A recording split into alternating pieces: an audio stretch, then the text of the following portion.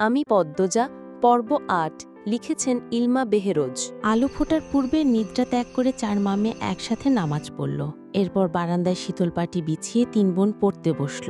রাত ভোর ঝমঝম করে বৃষ্টি হয়েছে। বর্ষা স্নানে স্নিগ্ধ প্রকৃতি, মায়াবী সকাল। এমন সকালে কেউ ঘুমেতে চায়, আর কেউ বা বই পড়তে পছন্দ করে, অথবা পছন্দের অন্য যে কোনো কাজ করে। পূর্ণার ঘুমাতে ইচ্ছে করছে, পড়া একদমই সহ্য হচ্ছে না। পড়া থেকে উঠেই সে মনোবাসনা পূর্ণ করতে বিছানায় গা এলিয়ে দিল, সাথে সাথে ঘুমে হারালো। পদ্মজা অনেক ডাকল, উঠল না। এদিকে স্কুলে যাওয়ার সময় হয়েছে। হেমলতা বাইরে থেকে উকি দিয়ে প্রশ্ন করলেন, পূর্ণা ঘুমে? জি আম্মা। সে জানে না স্কুল আছে, তবু কোন আক্কেলে ঘুমালো? মায়ের কঠিন স্বরে পদ্মজা ভয় পেল, পূর্ণা নির্ঘাত মার খাবে আজ। সে হেমলতাকে আশ্বস্ত করে বলল, তুমি যাও আম্মা, পূর্ণা কিছুক্ষণের মধ্যেই তৈরি হয়ে যাবে। হেমলতা জানেন পূর্ণা এত সহজে ঘুম থেকে উঠবে না। অহরহ এমন হয়ে আসছে, যতই আদর করে ডাকা হোক না কেন, বৃষ্টিমাখার সকালে তার ঘুম ছুটানো যায় না। বাঁশের কঞ্চি পূর্ণা খুব ভয় পায়। কঞ্চির বাড়ি না খাওয়া অবধি ঘুম পূর্ণাকে কিছুতেই ছাড়বে না, এই যেন ভূত ছাড়ানোর মতো। হেমলতা বাঁশের কঞ্চি আনতে যান। এদিকে পদ্মজাকে কি যাচ্ছে, পূর্ণা ওঠ, মাঠটা খাওয়ার আগে ওঠ। এই পূর্ণা! পূর্ণা রে, পূর্ণা ওঠ। পূর্ণা পিট পিট করে চোখ খুলে আবার ঘুমিয়ে যাচ্ছে।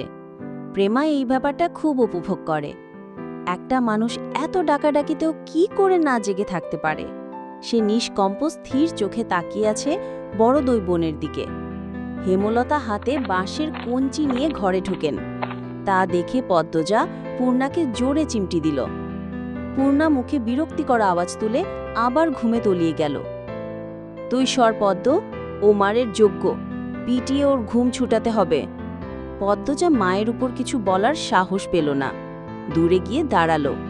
হেমলতা পূর্ণার পায়ের গোড়ালিতে বাড়ি দেন। প্যাচ করে আওয়াজ হয়। পদ্মজা ভয়ে চোখ বুজে ফেলল, পা ছিঁড়ে গেছে বোধহয়।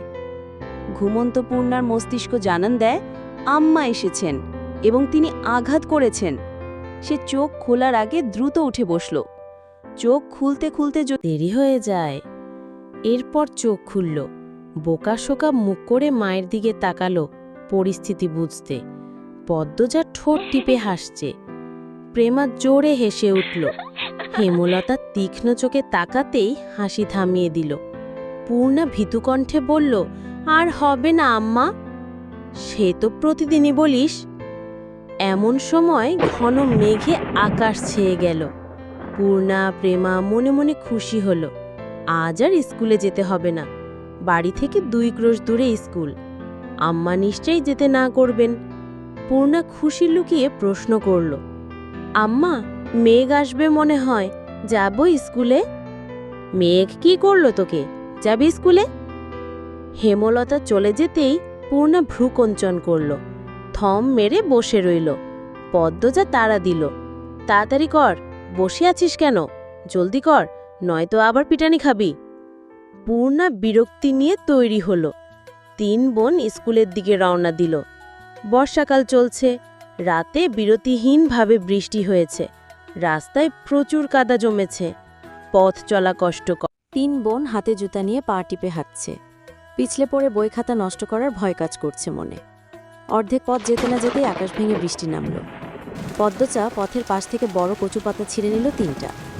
3 বোন কচু পাতায় মাথা আড়াল করল, কিন্তু দেহ আর বই খাতা আড়াল করা গেল না, ভিজে একাকার হয়ে যাচ্ছে। পূর্ণা বিরক্তি প্রকাশ করল, ধ্যাত, ভিজে স্কুলে গিয়ে লাভ কি আপা? দেখো পায়জামা হাঁটু অবধি কাদা, বৃষ্টির পানি দিয়ে কি হয়েছে। পদ্মজা চিন্তিত ভঙ্গিতে বলল, বুঝতে পারছি না কি করব, স্কুলে যাব নাকি বাড়ি ফিরব। আপা বাড়ি যাই, বলল প্রেমা। পদ্মজা ভাবল, এরপর 2 বোনকে বলল, ভিজে তো কতবারই গেলাম, আজও যাই, সমস্যা কি? অগত্যা স্কুলেই যেতে হলো। স্কুল ছুটির আগেও বৃষ্টি পুরোপুরি থামেনি, তখন গুড়ি গুড়ি বৃষ্টি পড়ছিল। বৃষ্টিতে ভিজে ভেজেই বাড়ি ফেরার পথ ধরল 2 বোন। প্রেমার 1 ঘন্টা আগে ছুটি হয়েছে। পদ্মজা নিচু কণ্ঠে জিজ্ঞাসা করল, আব্বা আসছিল স্কুলে? হ্যাঁ আসছিল, প্রেমারে নিয়ে গেছে, তোর সাথেও তো দেখা করলো। পদ্মজার গলাটা করুণ শোনালো। পূর্ণার মন খারাপ হয়। আব্বা কেন তার এত ভালো আপাকে ভালোবাসেন না? পূর্ণা পড়ে যাবি, সাবধানে হাঁট। পদ্মজা সাবধান বাণী দিতে দিতে পূর্ণা ধপাস করে কাদামাটিতে পড়ল। পদ্মজা আঁতকে উঠল। পূর্ণার পা নিমিষে ব্যথায় টনটন করে ওঠে। পদ্মজা পূর্ণাকে তোলার চেষ্টা করে। পদ্মজাকে আঁকড়ে ধরেও উঠতে পারছে না পূর্ণা।